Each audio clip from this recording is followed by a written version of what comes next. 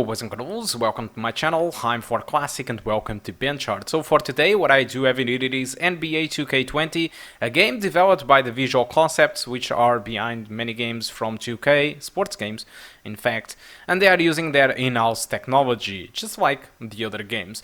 So I've been questioning myself why I haven't tested this game on the HD 7850, but I believe the reason behind it was that at the time I had the Phantom 2 X4, and I believe the Phantom 2 X4 just crashed at the desktop in the NBA titles, and I believe that was the reason why I didn't test the game. So since I have now a Ryzen CPU, I decided to take the game to the test. And this is my recommendation settings that I do recommend for you to use. So 1080p high presets, for me it is the enough setting for you to have a very good experience, pretty much above 60 frames per second during the gameplay moments. So as you can see, this is what it looks like on the customized setting.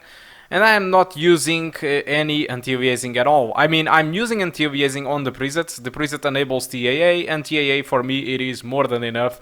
You have the possibility to enable MSAA, but I haven't really added. So looking to the recommendations in here, these guys recommend an AMD FX CPU, 8 gigs of RAM, and an AMD R9 272 gigabytes. So what happens really is that we are above the recommendation on the CPU and RAM, but we are slightly below on the recommended graphic card, but not a huge deal honestly. So at the Ultra preset with no MSAA, I got an average of 69 frames per second with a 1% low of 39.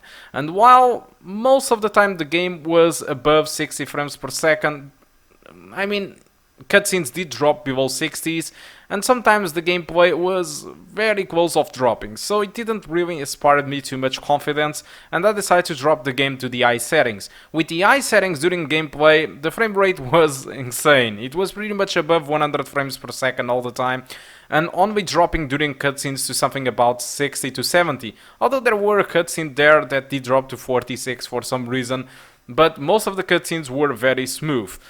Anyway, if you want the perfect 60 frames per second or something higher, in all the events of the game you need to use the median settings. If you do use the median settings, the game will perform above 60 frames per second, cutscenes or not, it will be always above 60 frames per second with median settings. Median settings still looks good, but you lose a bit of occlusion and you lose quality on the reflections. You lose a kind of a ton of stuff in here, like the depth of field on the cutscenes, which have a very high impact in performance. So you lose some stuff, but still very playable if you want to go with median settings, or even if you go with ultra settings, you are fine. You might just have one drop or two during the gameplay, but most of the time it is very smooth and above 60 frames per second.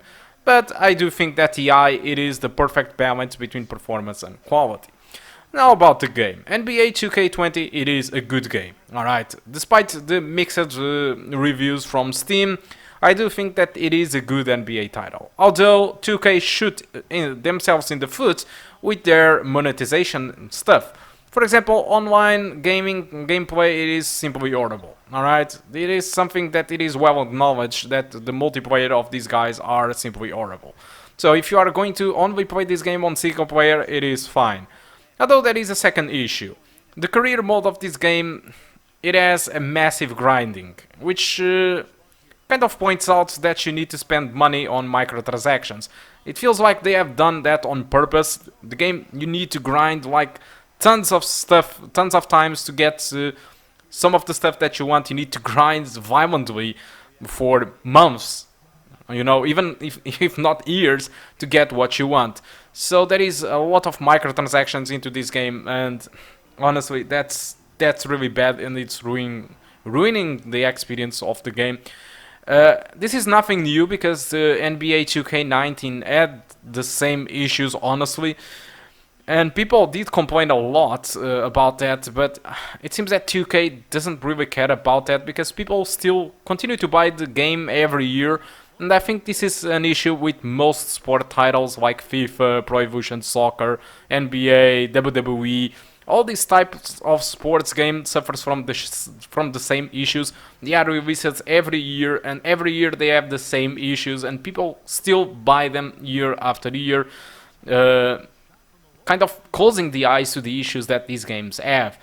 And they just complain, but they still buy the damn game every year. And so the developers still do the same things, the same shady tactics every year. Alright, so I think that's all that I want to talk about NBA 2K20. Like I told you, it is a good game aside from those aspects. It runs really well on the HG 7850 on the high settings, and even ultra settings it is quite acceptable. Keep in mind that this is an 8-year-old graphic card, a mainstream graphic card, not a high-end graphic card. It was a mainstream graphic card from 8 years ago and still delivers high presets with very high frame rates, as you can see. So guys, thank you a lot for watching, and I do hope to see you soon. Goodbye. Canadian national team at the FIBA World Cup. And Russell with the basket on the assist by Green. And this has been a great job of just getting into the middle of that defense and really scoring effectively from the paint. Here's Powell, and he banks in the layup. Yeah, another nice bucket down low. They've really been able to work the ball into the post effectively here so far. Here's Curry with the three. A shot that time, not on target. So the Raptors will take it the other way. Now the pass to Van Vliet. To the inside. Gasol looking around. 5 on the clock. Unloads from 13. Nice jump shot. Good. And you see the ability to rise and fire from mid-range, even against that length. I don't think he sees any kind of defense when he's at that range. It doesn't matter who's guarding him. To the middle. Here's Siakam. A good finish at the rack off the slick feed. There are only a few players in the league who can hit a teammate like that in stride. Beautiful assist. And the Warriors decide to take their first time out here. Giving up a run here, can they turn it around? It's hard to say right now. At this point, I've seen the coaches run through 2 or 3 iterations of defense. Is there a fourth? I'm not sure.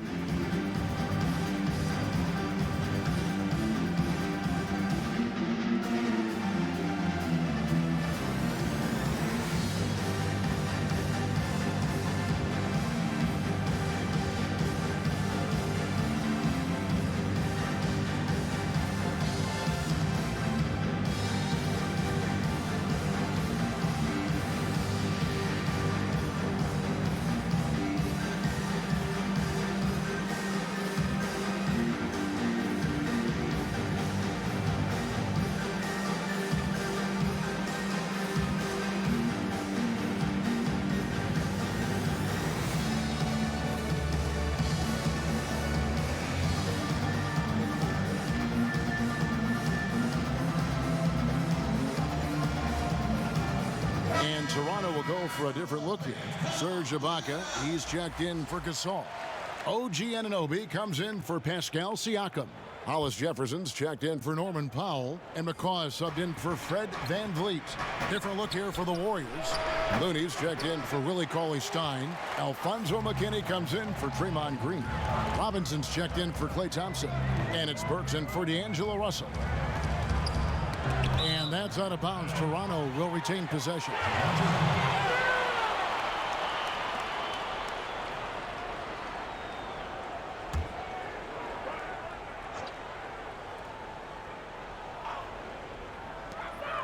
We've got 1:08 left in the first quarter. McCaw, the pass to Ibaka. 6 on the shot clock. And Lowry gets it to go.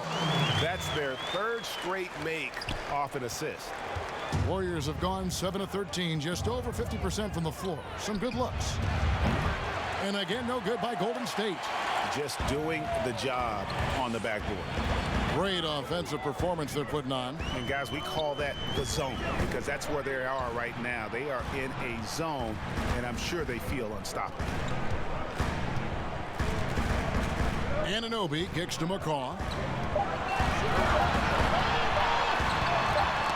Poke loose, and they force the shot clock violation.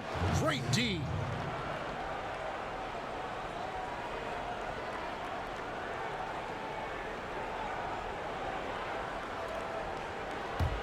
The Warriors leading. 4 seconds separating the shot and game clocks. Curry Wide open, buries the long-range jumper. Curry's got 11. And at the offensive end, he's done about as much as they could have hoped for today. Curry against Lowry.